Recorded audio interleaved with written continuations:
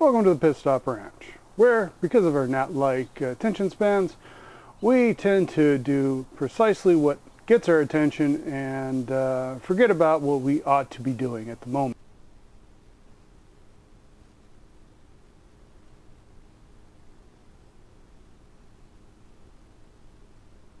Today, I'm going to do a change of gears, and we're going to talk about this Ford Flathead V8.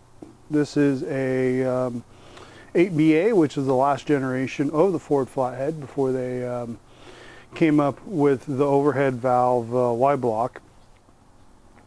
And this particular example came, if you recall, in my videos on Matt Buys an Engine. This was the stuck example of a flathead that we picked up. Now we picked up one good bare block, and then we picked up this stuck short block, and actually enough parts to make it a long block actually. And we don't have any plans for this engine other than to see if we can make it a runner. Over the last couple months we have been picking at it to knock it loose, and managed to get all the pistons out of it. Only destroyed one or two of them in the process. Now we're getting the valve assemblies out.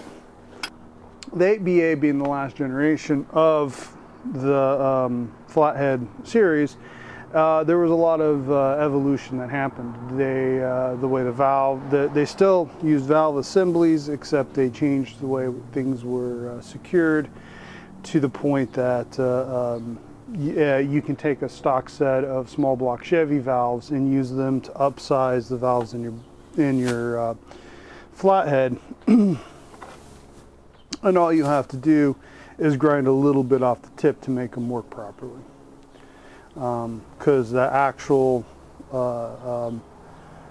stem diameter and length is from the groove up is the same, and so that became a popular way to hot rod these things back once the 8BA came out.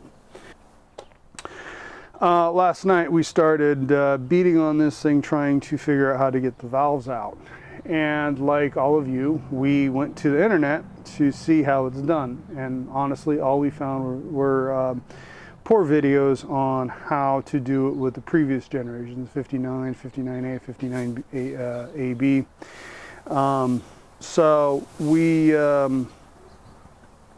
original 32, whatever. Anyways, so we decided that since we got most of this side done, we still got to finish pulling out these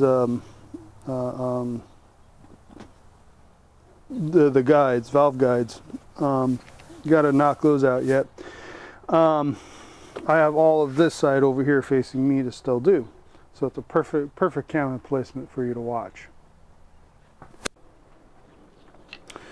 Okay, what we figured out,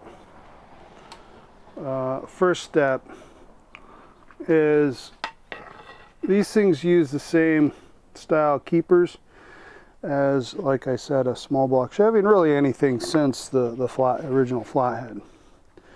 So what we found works super well. You get in here with the pry bar, get underneath the spring retainer, lift it up, and then get the keepers off.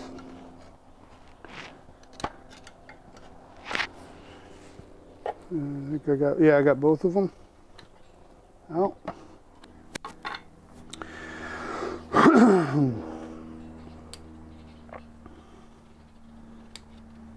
Get those out of there.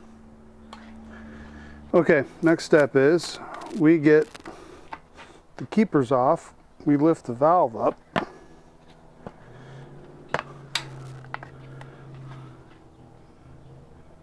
And zoom out so you can see this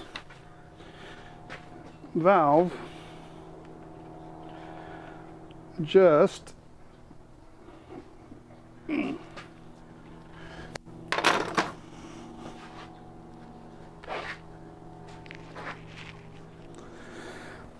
comes right on out.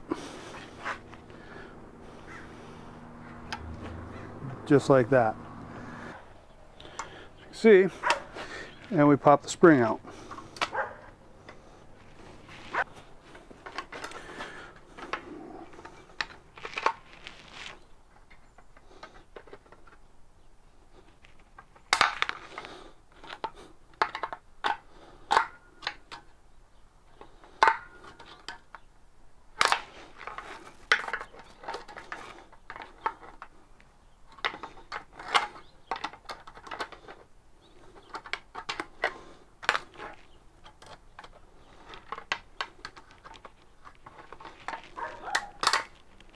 There we go.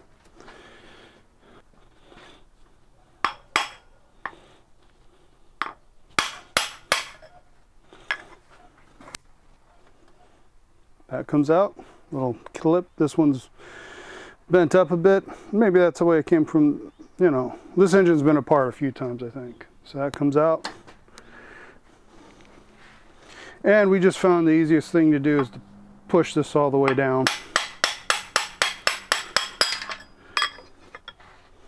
And there's the valve guide. Now on the ABA, it's a one piece, like you saw how the valve came out on the earlier examples. It's a two piece, and the valve has a mushroom tip on the end of it. So all these are probably reusable. We probably just need to clean them up really good and put seals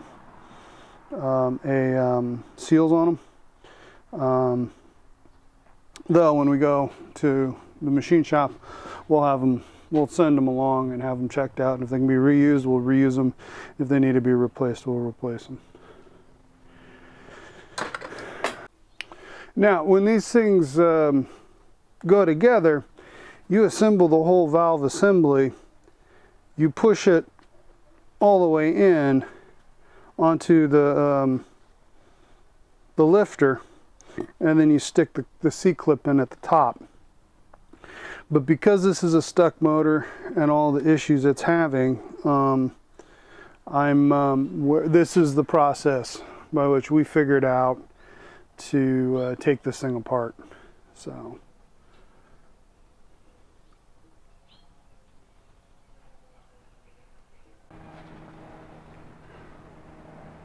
Well, we're professionals, just clearly not at this. So, let us know what you think of us wailing away on this poor 70-year-old flathead in the comments below. And if you'd like, subscribe and hit the notification bell so you won't miss any of our upcoming abusive films on elderly engines. Yikes.